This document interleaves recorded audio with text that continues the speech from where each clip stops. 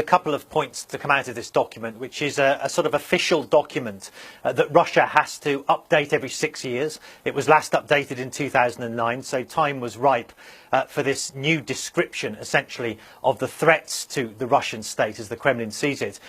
It says that it sees the expansion of NATO, the Western military alliance, as a major threat to Russia's national interests.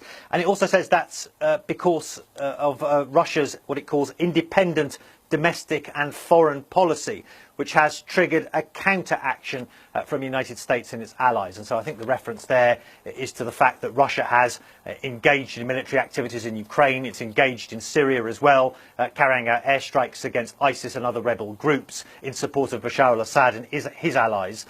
And that's angered somewhat the United States specifically, but also NATO countries in general. And so this is a formal document, essentially, which says, look, NATO is a threat to Russia's national interests, but it doesn't necessarily represent a big shift in the thinking of Russia.